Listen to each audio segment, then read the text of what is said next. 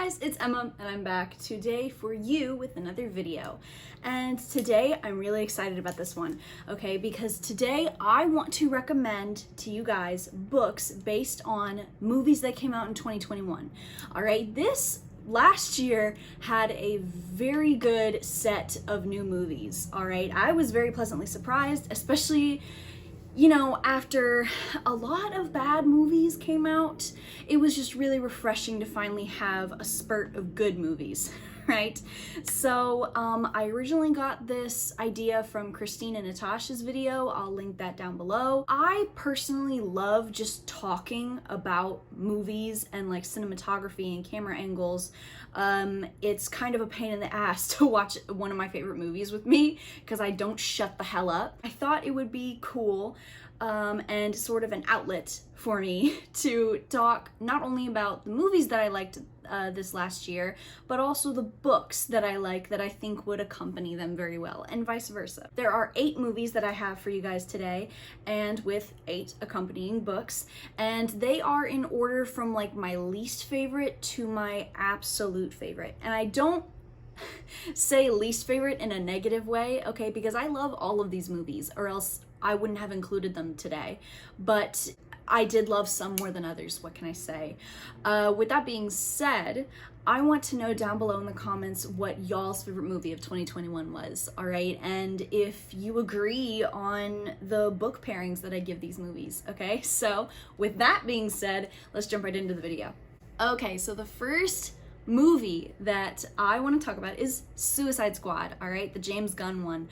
I thought this was phenomenally better than the absolute train wreck that the first movie was. It first of all gave us a lot of new characters to talk about and discover, but also I feel like it just didn't try so much to be like a movie specifically about one or two characters. Like the first one, you could tell it was shining a spotlight more on Deadshot and Harley Quinn. Meanwhile, this one has a more ubiquitous spotlight, and I really appreciated that. Also, I think that this movie's storyline was just better.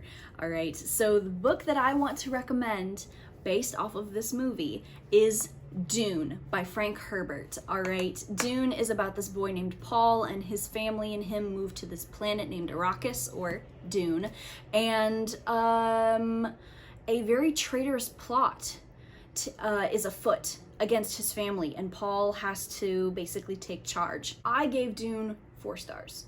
I recommend this book based off of Suicide Squad because they both involve coups. All right, Dune has a coup, and then the Suicide Squad is about the Suicide Squad coming in and overthrowing this government. So they are the coup. Both have a lot of interesting characters that you can delve into, like I said, when talking about the Suicide Squad, but also something that I personally really love was that they both have big monsters. All right, they both have really big monsters, and I'm a sucker for big monsters, what can I say? The 7th movie that I want to talk about is Those Who Wish Me Dead. This movie, I'm not going to lie, I watched it because I'm fixating on Jon Bernthal. What can I say? I watched this movie because of him, and I really liked this movie. It surprised me. I didn't expect to like it as much as I did.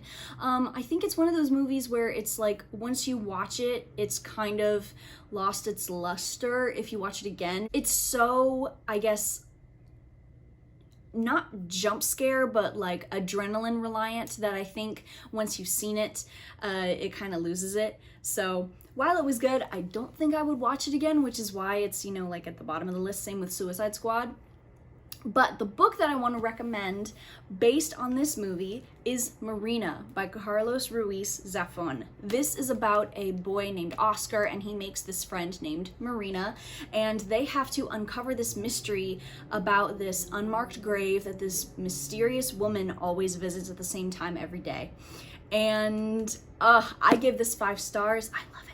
The main reason why I want to recommend Marina based off of Those Who Wish Me Dead is because Oscar and Marina and then the boy in Those Who Wish Me Dead are running from people who don't want you to know their secrets, right? They're secrets that we know, really we shouldn't know. Our business was not minded, and we are being persecuted for it. We're running from the government, people. This honestly would have been a great movie to recommend Firestarter to. They both have a male-female duo that is quite honestly a dynamic duo, if I do say so myself. They both involve a fiery climax. All right, I'm not gonna get into it with Marina, but with Those Who Wish Me Dead, it's about fire jumpers. And then both have a really tragic love story. Marina is more centered around that. Meanwhile, in Those Who Wish Me Dead, it's kind of like a minor thing, but it's still there. That's, I think, what I love so much about Marina is just the tragedy of it all, and it's dark, it's gothic. The writing also makes you feel like you're buzzed. All right, and any book that can make me feel the buzz of a nice Sutter Home $5 gas station wine, A-okay in my book. Number 6, I'm actually kind of sad that this one isn't higher on the list, but that is Black Widow. When I went to go see it in theaters, I loved it. I came out thinking this is the best, this is my favorite Marvel movie. This and Black Panther are my 2 favorite Marvel movies. And now thinking back, I'm kind of disappointed with it, plainly because I feel like instead of it being Natasha's story, it was more so of a move in order to set up different characters such as Yelena, which I love Yelena. I love her with all of my heart. But I really was kind of hoping for a more Black Widow-centered movie, especially because she is one of the main 6 and she hasn't had a movie yet. I think it's a great action movie, but I think it's a mid-Marvel movie, if that makes sense. But the book that I want to recommend based on Black Widow is Ace of Spades by Faridah Àbíké-Íyímídé. This is about 2 Black students named Chiamaka and Devin, and they both go to a PWI, or a predominantly white institution. Chiamaka and Devin get elected to prefects. But then someone under the name of Aces tries to ruin their academic lives, and they both have to figure out who it is. I gave this 4 stars. I loved this book, all right? And the cover... Look at the material. You should be going home anyway. You anyway. can be the judge of it. And the reason why I want to recommend Ace of Spades based on Black Widow and vice versa is because they both talk about unity, or a certain sense of it, and like sisterhood, for example, and like brotherhood, or just a sense of belonging, or the persecution of a sense of belonging. Then not to mention, not to spoil anything as much as I can, they're both about taking down a nefarious person or people that are after you, or people like you. And then lastly, the damn color scheme. Are you kidding me? Marilyn Monroe, Jane Russell, walking down that aisle in an orange dress and a black dress. Necks broken. It's the 5th movie in the list, all right? And that is Snake Eyes, G.I. Joe origin story, all right? I'm gonna admit it, I don't know shit about G.I. Joe, all right? My dad liked G.I. Joe, and because of him, I was interested in watching it, not to mention it has Henry Golding in it. I liked it. I was very surprised by this movie. I loved the fighting scenes in it, all right? And the fight scene at the very end, when like all of the main characters like stood in a line and then like struck a pose, I loved that. It was kick-ass. I don't have the book with me, and because I am a humble YouTuber and using iMovie, it will not let me put 2 pictures upon the screen at one time. So we're going with the next best thing. We got Shadow of the Fox by Julie Kagawa. I gave this 5 stars. Okay, this is about a kitsune named Yumeko, and she is in charge of keeping the scroll away from evil people who want to use it in order to make a wish, and that wish can be good, bad, anything depending on who is the one wishing upon it, right? So she has to keep this scroll away from the people who want to use the wish for evil.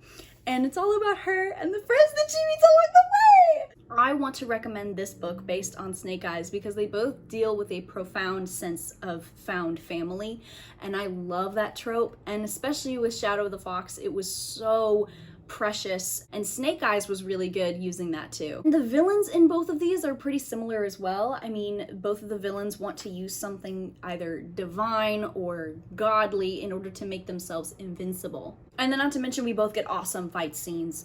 All right, at one point we got one character in here jumping off of pillars, all right, like a fucking anime character. And then like here we got swords, girlies. For those of you who like men with swords, this movie is for you. We're coming up on the top 4, all right? These are movies that I wholeheartedly would watch again. To be quite honest, I might watch Snake Eyes again. Doesn't matter. But the next movie that I want to talk to you guys about is the 4th one on the list, and that is Small Engine Repair. I, again, watched this movie because of Jon Bernthal. What can I say? I really wanted to watch it because this is his, like, passion project or whatever. It was like a play adapted to film.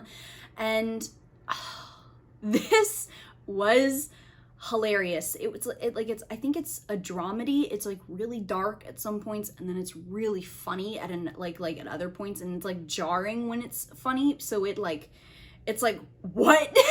It's like you're not even laughing at what they're saying. You're laughing at the fact that they've just said it. Like really, this is the situation? It's not about the subject matter. It's about the delivery, everybody. And the book that I want to recommend based off of Small Engine Repair is Angels in America by Tony Kushner. This is set during 1980s New York, and it follows 2 couples, one gay, one straight, and just the trials and tribulations that they face surviving in New York as middle-class workers and during the AIDS epidemic. I gave Angels in America 5 stars, all right? I absolutely loved it. And the reason why I want to recommend it based on Small Engine Repair is 1, because they're both set in the Northeast. 2, because they're both dramedies. Like I said, this one deals with a lot, and I mean a lot of dark stuff, but it has like humor mixed in there, and like I said, the humor is jarring just plainly because it's like it like slaps you in the face, because it's like, we were worrying about something completely different here and now you're popping a joke. It's like it's funny. It's funny. Like I said, not the subject matter, the delivery, everybody. And that's pretty much the same thing with Angels in America. It's dark. It deals with religion, with homophobia, with racism, with AIDS, but it also has a lot of funny shit incorporated into it. I think something else that connects these two is the fact that they both hint, or at least converse, somewhat about the injustice against marginalized people. In this case, gay people, people of color, and then in Small Engine Repair's case, women. Small Engine Repair, it made me cry. I wasn't expecting to cry as much as I did at the end of Small Engine Repair. It was just phenomenal. I wholeheartedly recommend it. I'm so excited for this one. This one is probably the one that I have the most I would say emotional attachment to, and that is The Many Saints of fucking Newark. All right, I loved this movie. All right, this is the Sopranos prequel. All right, who made Tony Soprano? Admittedly, if you are not a Sopranos fan, like of the TV show, I don't think you'll like it as much.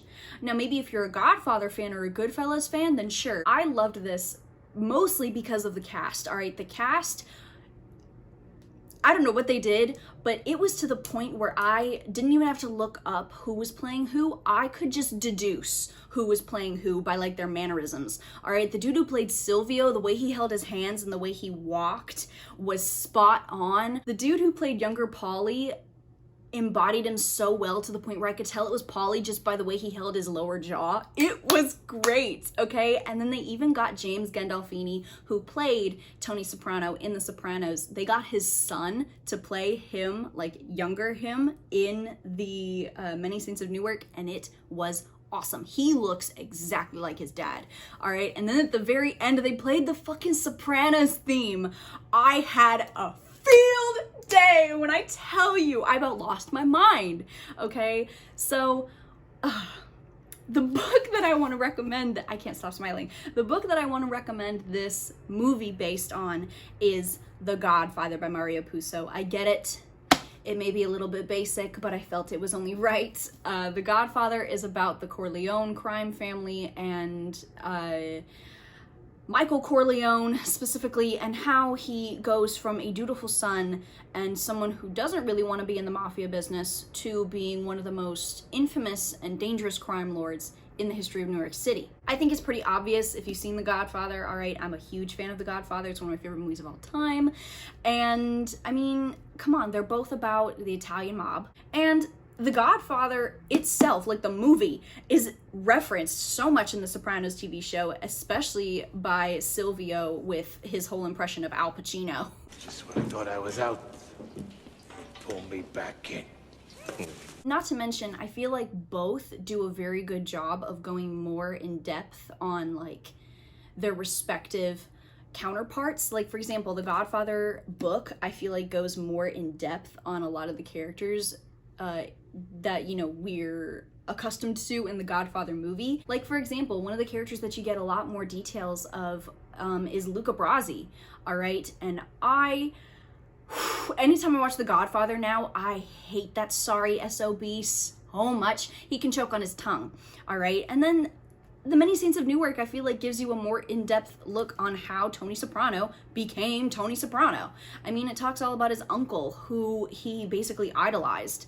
And I don't know, I just loved how in-depth everything was after I read the book and after I watched the movie. And I don't know, I think, like I said, if you're a fan of Italian mob movies like Goodfellas, The Godfather, The Sopranos, I think you'd really like The Many Saints of Newark, which is also a Jon Bernthal movie. Bernthal babes, you know what to do. Number 2 is Dune. I think it did it better than the book, quite honestly, because it did fix a lot of the things that the book lacked. For example, the pacing and the time jumps. The movie fixed that, and it also made the coup seem a lot more high stakes than the book did, which isn't the book's fault. It's just how it was written at the time. But I think the movie not only did the book justice, but I think it did it better than the book. The book that I want to recommend based on Dune is yet another one that I have to put on the computer screen, so bear with me. But that is The Knife of Never Letting Go by Patrick Ness.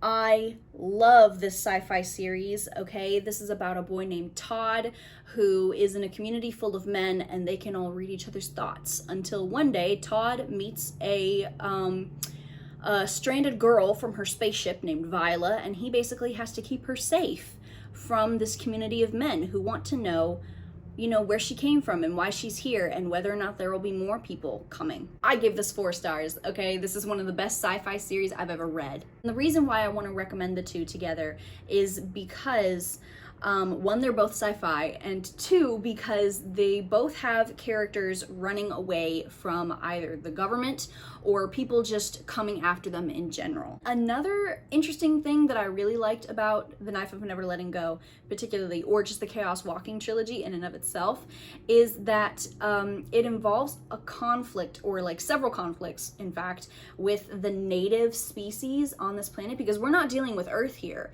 all right? And same thing with Dune, all right? The Fremen are the natives of Arrakis, or Dune, and there are a lot of conflicts, and you do see the Fremen and you meet the Fremen, and I don't know, that's another thing that I really liked about it. You got to see the native people on these planets and what they were like. Lastly, my number 1 movie of 2021 is, drumroll please, Godzilla vs. Kong. Like I said when talking about the Suicide Squad, I love monster movies. I love big monster movies. I love Pacific Rim. It's one of my favorite movies of all time. There's another monster from the Titanverse introduced in this movie, and it was so cool, okay? I loved this. I saw this in theaters and I absolutely love it. My feelings have not changed around this movie ever since I saw it. And so the book that I want to recommend based on my favorite movie of 2021 is, quite honestly, I would venture to say, my favorite book of 2021, all right? Iron Widow by Xiran J. Zhao. This book is about Wu Zetian, and she's living in this futuristic world where humanity is fighting giant aliens with giant robots, all right? But these robots have to be piloted by 2 people, a man and a woman. But the pilot system seems to be rigged because all of the women always die, right? And these pilots have concubines in order to choose from, so that they can just choose a woman in order to, I guess, use for her chi in order to power the robot. And, you know, when she dies, they just pick another concubine, right? So the women are very disposable in this world, and Wu Zetian is pissed about it, right? So she enlists to be a concubine, and specifically to be the concubine of one of the most famous pilots, because she thinks that he killed her sister, so she will murk his ass. I gave this book 5 stars. what else can I say other than I want to recommend this book based on Godzilla vs. Kong, because they both have giant monsters, all right, or just giants in general fighting each other, and it is god tier, all right. Even the fight scenes in here were awesome, all right.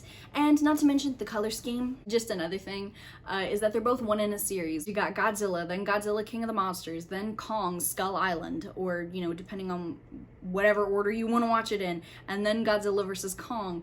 And then this is the first, and I believe, I don't know quite honestly, but a new series, and I'm dying for the second book. I need Xiran Zhao to come out with the second book already, or I will lose my mind. All right, I'm hanging on by threads here, okay? I'm hanging on by threads.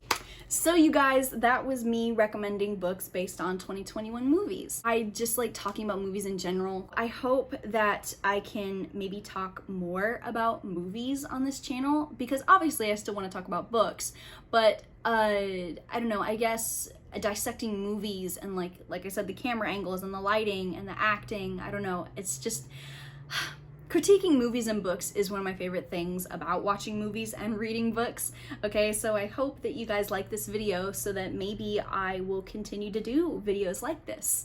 Okay, so with that being said, you guys, I hope you enjoyed. I hope you'll tune in to the next videos, and I hope that you are staying safe and that you guys are having a good day. Goodbye.